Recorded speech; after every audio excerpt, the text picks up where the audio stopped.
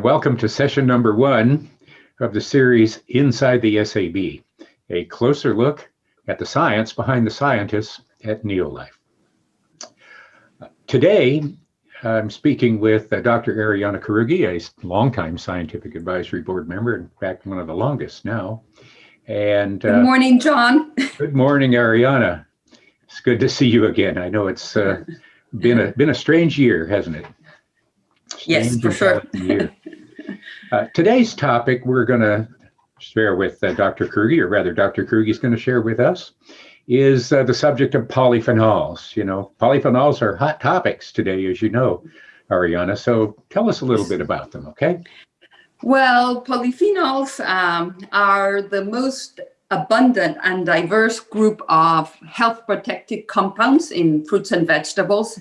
One of the things that we have been doing for decades at NeoLife is looking at the benefits of these compounds in fruits and vegetables and plant foods in general. And polyphenols are, together with carotenoids, really are among those compounds that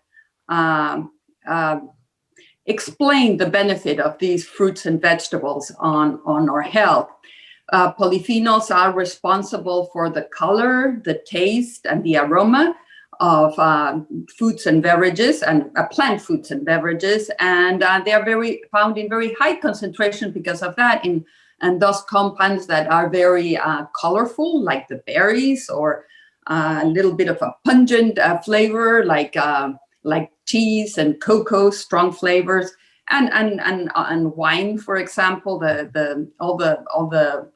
All the color in wine is due to anthocyanins, and then they are, unlike the carotenoids, they are mostly water soluble compounds. Yeah, I remember when the NHANES data first came out years ago, we were so excited with what it was disclosing, the NHANES being the National Health and Nutrition Evaluation Survey, I think, from the USDA, and how they pointed at essentially that people who had the most colorful fruits and vegetables in their diet had, you know, the greatest probability of health and the lowest risk of many diseases. And as we started into that work, we were looking at the lipid-soluble carotenoids and then the water-soluble flavonoids, which are part of the polyphenol family. It was really exciting. And, you know, we've learned a lot over that period of time. Yes, certainly. Now we know that well, at that time, we were focused on the flavonoids, and flavonoids, now we know, this is like, what, 30 years ago? Yeah, decades 30 years ago, exactly 30 years ago. Yeah, the flavonoids are the most abundant family of the polyphenols themselves, and they also are divided in different classes. So I remember all the way back then that we were trying to have a profile of all these different flavonoids, and when we formulated flavonoid complex to mimic what we would be receiving in an optimal serving of flavonoid-rich fruits and vegetables. Mm-hmm. But now, as the years have progressed, we know that there are many other polyphenols that are very important. The steel beans, like resveratrol, for example, the anthocyanins in particular, a group of the flavonoids, but those are very important in protection against other chronic diseases. And then phenolic acids, like the hydroxycinnamic acids that you can find in newer products. So little by little, we've been expanding the delivery of these very important health protective compounds. And one thing I forgot to say, John, about why they're so important, it's that if they're absent in our diet, it's not as if they are going to prevent a deficiency disease like vitamins or minerals. What they have been shown consistently through epidemiological studies, clinical studies, mechanistic studies, is that they are essential, not essential, but are very, very important in long-term health, in protecting us against diseases that come with aging, chronic diseases like cardiovascular disease, diabetes, osteoporosis, cancer, neurodegenerative diseases. Yeah, they're amazing. They're amazing things. What surprised me is initially we started looking at them only as antioxidants, right? We thought, well, wow, because at that time, oxidation and the things that it does to our bodies that promote aging or promote the occurrence of diseases were like the focus of science. But as we've sort of unraveled this story over all of the decades, we have found that there's much more to these things than just being an antioxidant. Not that that isn't important, but they have a much broader effect within our bodies and within our gastrointestinal tract and things like that than we thought before. The emerging science seems to be pointing at that. You agree with that? That's where it's going? Yes, or emphasis. Sorry to talk over you, John. No, that's but okay. Yes, at the beginning, so we've been thinking what is missing in our diet and the diet of populations that impact of long-term health. And so at the beginning, as you say, it was oxidation and was kind of the belief that the root cause of all these diseases that come with aging and aging itself. Mm-hmm. And so we were looking at very potent antioxidants, which with these polyphenols are. But then their benefits we found out cannot be explained solely to their antioxidant function. So we started looking at inflammation and chronic inflammation, which means low-grade inflammation throughout the body consistently. And then we found out, or scientists found out, that yes, it was not only oxidative stress, but it was coupled with systemic oxidation, inflammation that might be at the root cause of aging and disease. Mm-hmm. And now we have moved to a new mechanism as polyphenols are also very potent, what we call signaling molecules. What is signaling molecules is that they signal pathways inside the cell, and also in how the cells interact with each other. They affect or modulate enzymes that regulate many important pathways in our body, like energy pathway, lipid pathway, glucose metabolism. And in this way, acting as this, what we call signaling molecules, they affect, they benefit our health. And obviously also our immune system too is, they modulate inflammation and immune function also. So we have all this group of actions. But we really, at this point, after how many, 30 years, we don't exactly know for sure how they work, but we are just building this background. Yeah, I know we've learned a lot over those 30 years, but there's still an awful lot to learn about these, especially in the emerging connections that you're talking about, things like that. I remember back in the day, after we had been working in this a while, you and I were at a meeting someplace, and we ended up having breakfast with a bunch of folks, and out of that came the creation of FINRIG, the Plant Polyphenol Human Research Interest Group, and how everybody was at that time already excited about where all of these things were going to go. And it's apparent that they have continued to go in those directions. Yes, this was... Oh, go ahead. No, go ahead. No. Okay. This was when you talk about the FINRIG, there was a 20 odd number of years ago. Yeah. And really, we were trying to mimic the carotenoid research interest group, and we were saying where there's these compounds are also just as important. They are parallel to the carotenoids. Why don't we start this group, Polyphenol and Health Research Interest Group, with all those scientists doing work on the health protective effects of polyphenols? And at that time, really it was the beginning of the polyphenol research area, and that has continued year and year, expanding their role. At that time, I think the focus at that time was the antioxidant function and their effect, cardiovascular benefit that I was looking, their ability to improve blood flow and maybe prevent stroke and cardiovascular events like stroke or myocardial infarction. That was the main interest, and looking at how they prevent oxidation of LDL molecules in the blood. But now it has expanded. The research has expanded so much, and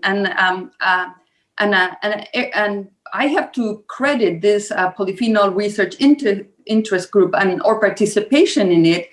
What has kept us really at the forefront of everything that is happening in this area, and I think that you would agree.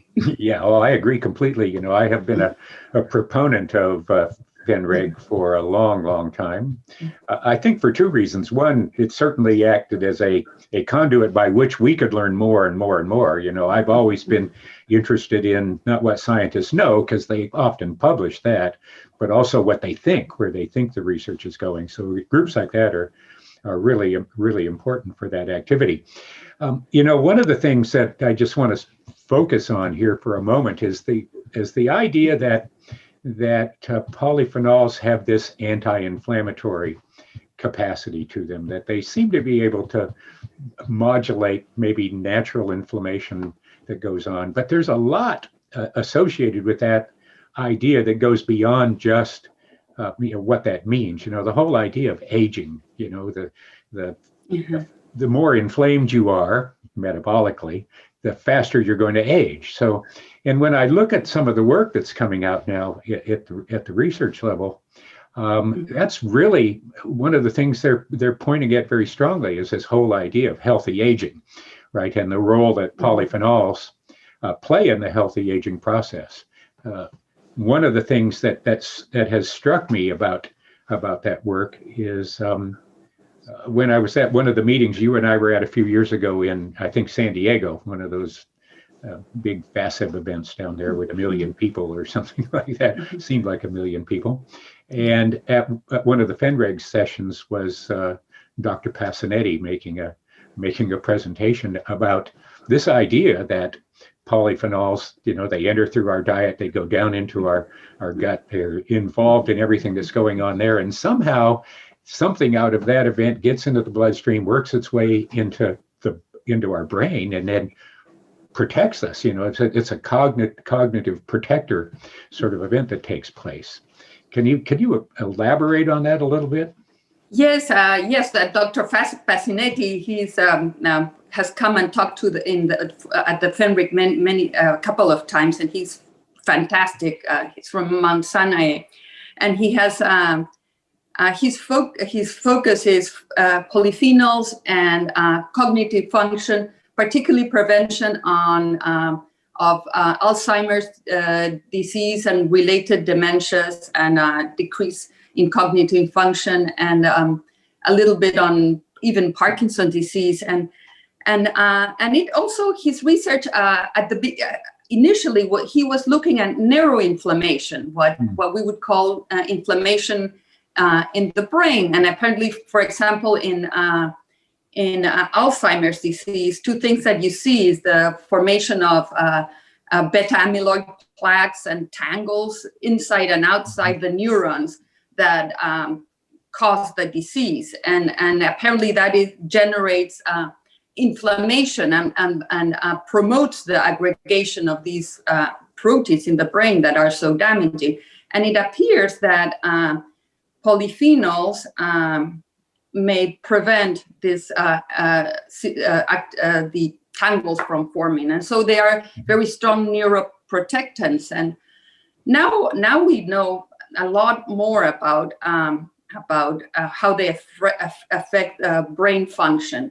And this has been shown all the way from population studies like the PREDIMET, for example, looked at cognitive decline among a group of participants that consumed a diet high in polyphenols, like the Mediterranean diet, and those who did not.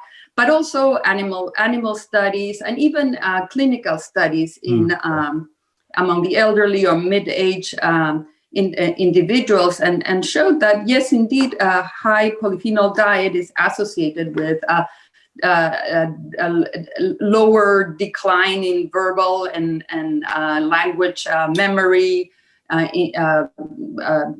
lower decline in overall cognitive function, and as the years went by. And what is very interesting, I think now, and John, is that and this is very recent. I don't know whether maybe I'm confusing or bringing a new topic, but we've known that the gut microbiota does affect in some way cognitive function. This is just really new area of research. And what Dr. Pacinetti's group is showing now is that the gut affects it polyphenols it's a two-way effect. First, polyphenols promote a more beneficial spectrum of bacteria in the gut, and on the other hand, these beneficial bacteria, these bacteria metabolize the polyphenols into very active compounds, metabolites of the polyphenols that are able to get absorbed very efficiently, cross the blood-brain barrier, and there they have a series of effects. They apparently, this is all very new research. They promote neurogenesis. They protect the neurons in the brain, which are the brain cells. They increase blood flow in the brain. They lower, as we mentioned, neuroinflammation. And the results can explain some of the protective effect we see among individuals that consume these diets on cognitive function. Yeah, I think it's safe to say that you cannot discount the microbiome in any sort of nutritional investigations these days. They seem to be involved in everything. You know, that idea of gut-brain signaling, we've been talking about that. For a long time now. Since well before I think it became sort of popular in the scientific, in the common scientific press. And the more we look at it, the more we find that there are multiple communication pathways. At first, we thought maybe they were just hormones like ghrelin or insulin or something like that. And now we're finding that there's all of these sort of secondary metabolites of things that we consume, like polyphenol-rich foods, that all have an influence that it directly results on actions that take place in the microbiome in our gut. Safe to say that if we didn't have them there, this would probably not happen. We probably wouldn't be alive, actually. It's really amazing. I think that's a new area. I know the plan is in one of the upcoming series to have a discussion about the microbiome and what we know about it. So a big, deep topic. One of the things that I've always loved about the way we pursue science in the Scientific Advisory Board is we always take a holistic look at things. We don't look at just nutrient density. We don't want to give people a big bunch of one thing. We've always looked at the balance between density and diversity. And I think when it comes to polyphenols, flavonoids and polyphenols, the diversity of having a diversity of those in the diet is really important, because you don't know if one or two or three or four, or what specific ones you might need most. And seems to be a synergy between many of them. So, that is really that is stuff. Important. I second what you're saying there. What we know is that they work synergistically, and the other idea that we also is that different type of these polyphenols, be it steel beans, be it flavonoids like like the catechins, that very, very important, which are flavonoids or the anthocyanins, and the phenolic acids. They all appear to work a bit stronger in one pathway than in another. So what we are seeing is that what we want is to have the whole family of these compounds in present in our diet. And to go back into what you were saying about, John, about the gut microbiota, this dual relation is that we see that certain polyphenols or polyphenol-rich foods promote this beneficial bacteria, and actually more important than promoting the beneficial bacteria, they inhibit the growth of some damaging detrimental bacteria. Yeah. That all the way when we were starting with our flavonoid complex, and I'm going back to some of the polyphenols like the anthocyanins, they're not really well absorbed as a compound themselves, and we were thinking, how can they affect all these systems in the body if they actually do not get in? And so that was a big conundrum that we had. Whereas now what we understand very clearly is how the gut microbiota metabolizes them into many more active little components that are very readily available, and we can measure in the blood and even in the brain. Yeah. So very, it's amazingly complex stuff. Yeah. And, which is why I think our approach of assuring diversity of these things in products like flavonoid complex and tray and even glucose balance, where we set out to make sure that we're not delivering just one thing. We're not taking a drug approach. We're taking a food approach of feeding a broad spectrum of these things to the gut. I think that pays off in terms of the benefit it applies, but also the application of the science. I know at the SAB, we do not like to get out on a limb. If there's no science to support where we're going, we tend to not want to go there. And that's, I think, a big benefit for us. So just sort of wrapping up here, where do you think this is going to go in the future? I know we're working on more and more products and more ability to deliver these things, but this just seems to be an unending sort of opportunity for scientific investigation and delivery of benefit to people. Yes, I think that what is the future going to bring us? I think a greater realization of the importance of a diet rich in plant foods that contain these compounds. And a mechanism to include them in their diet as a supplement, as a maintaining our intake of fruits and vegetables, and also including in our diet polyphenol-rich products like teas and spices and all the benefits that these provide as a family of compounds. Yeah. Rather than, I don't think it's ever going to take us to individual. We find one that is responsible for everything. No, I think that the individuality of the person and the individuality of their microbiome is going to continue to promote the idea that diversity, delivering the diversity of these things is the sort of thing. Yeah. So anyway, listen, this has been a lot of fun for the first series. I always enjoy talking to you. We've had many conversations like this over the years. We're probably due to go to lunch again here at some point when that's allowed. Yes. But I want to just say thank you, Arianna.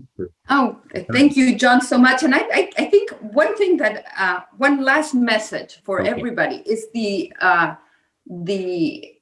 realization that the Western diet really is not providing as we move forward not only the amount but the variety of these compounds as we become more narrowly focused focused in our diet and the type of food that we are eating, going more to convenience rather than with our hectic lives. And so I think that